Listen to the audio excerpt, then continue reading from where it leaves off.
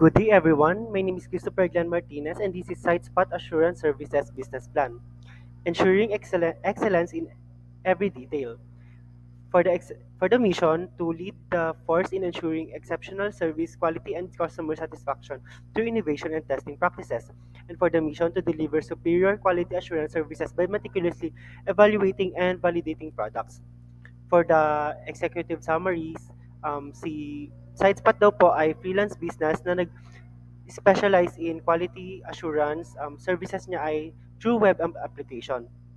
And for the business idea, um, para magkaroon tayo ng high quality QA sa market or sa industry. And for our business form, the SiteSpot is a sole proprietorship or isa lang yung nagmamayari. And meron tayong advantages doon na apat, which is simplicity and control, cost-effective, direct client relationship, and advancement. So sa simplicity and control, hindi na natin kailangan ng maraming employees, isa na lang yung papatakbo. And also, sa decision making naman, isa lang yung magdidesisyon sa company. And for the cost effective, um, isa lang yung isa na lang babayaran ni client. Direct client relationship, hindi na natin kailangan ng middleman or ibang kakausap sa client, which tayo na agad yung kakausap sa client. And for the tax advantages, so hindi na ganun karami yung employee, hindi na ganun kalaki yung company, so konti lang babayaran mong tax. For the business model, meron tayong dalawa, hourly rate model and subscription rate model. So sa hourly rate, maganda to kasi pagka hourly rate model lang yung kinuha ni client, for example, 5 to 6 hours na kinuha niya, pwede ka pang kumuha ng ibang client after ng 5 to 6 hours. And for the subscription rate model, alam mo na agad kung ano yung or predictable na yung revenue na makukuha mo sa week na yun or sa month na yun. For the industry competitor and analysis, key trend in QA industry, meron tayong tatlo, which is yung automation and AI integration, shift to agile and DevOps, and increased focus on security testing. Challenges in QA industry. First is rapid technology changes. So, mabilis na iba-iba yung mga technology. So, hindi natin siya agad na naaral. So, iba-iba na yung mga needs ng ibang company na tools, kaya hindi na natin nahahabol yung technology or yung mga tools na yon.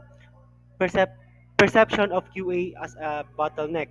So, meaning, dahil mahirap mag-QA, mabagal mag-QA, dapat detailed every step. So, yung oras mo, limited lang. So, kailangan mong madaliin ng konti, pero dapat quality pa rin yung pagmamadali mo.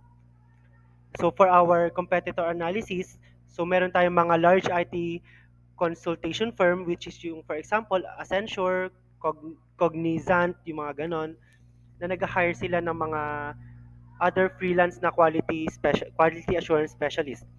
So specialized in QA firm. So meron din naman yung naka-focus lang sila sa mga QA talaga na firm sila.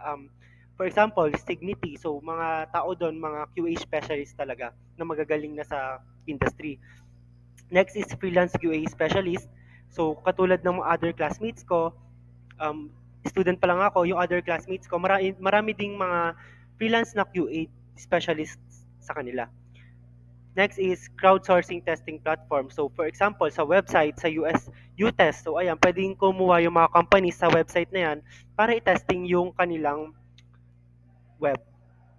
For the SWOT analysis, meron tayong isa lang, which is sa strength, QA specialists have a keen eye. So meron daw tayong, yung mga QA daw, meron daw kaming um, in every detail, makikita mo yung mga problema dun sa website.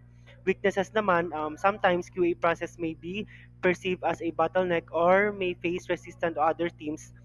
So ayun, so alam mo naman ang mga QA, sila ang kalaban ng ating developers. So dun yung nagiging weakness niya. So si developer, gumagawa sila ng mga website, tapos tayo ginajudge natin. Parang ganun yung weaknesses. Tapos sa opportunities naman, magkakaroon tayo ng growth by certification or seminars. Certification through courses in website, pwedeng ganun. Threats naman, ayun nga, fast technology growing, so hindi natin nahahabol yung other requirements ng company pagka ibang tools yung gusto nilang gamitin. For our purpose, sa ating marketing, a new venture, ang ating product, meron tayong lima, defect reporting, ayan yung dapat, transparent ka dun sa tinetest mo. Next is testing, ayan. So, dapat bago mo siya i-test, bago ka mag-defect report or bago mo ipasa yung report mo, dapat may testing na detailed na mangyari. Next recommendation, syempre, dapat kung may babaguhin, alam natin dapat kung ano yung pwede nating i-recommend. Alam natin dapat kung ano yung dapat doon sa part na yon na ilalagay nila or babaguhin nila. Customizable QA solution. So, tailored services to meet client satisfaction, specific needs, ganon. So dapat kung ano yung sinabi ng clients na kailangan nila, so dapat ayun din yung mag-a-adjust tayo na kailangan nating baguhin. Next is prices natin. Oh, so hourly, daily rate, and weekly rate. So sa hourly, meron tayong 150 pesos. Daily rate, meron tayong 3,500 pesos. And weekly rate, meron tayong 70,000 pesos. And for our place, online and remote services. So, pwede tayo sa kwarto o kaya dun sa sala natin gumawa. So, para magkaroon tayo ng client globally. So, online lang yung online or remote service lang tayo. Next is client communication. Ang client communication natin, pwedeng via email or video calls or Gmeet, ganun. Or pwede rin naman sa Trello. And for our promotion, ang ginagamit natin, syempre, yung social media platforms. Meron tayong dyang Snipset. Nagpo-post tayo sa Twitter, Facebook, Instagram. And for the writing a business plan, ang ating logo, ang ating icon ay sleek magnifying glass over a website window. So meron daw dun sa gitna magnifying glass, parang siya yung nag-check ng quality ng website. So for the color scheme, primary color midnight blue, and for the accent color sky blue. For the size, the logo have multiple version optimizing the different platform standard 300 times 300 px. For the text, the business name SiteSpot will be written in bold. And for the assurance services, small size lang siya and italicized to emphasis. For the social media accounts, meron tayong Twitter, Instagram, and Facebook na ginagamit para sa ating pagmamarket sa ating business.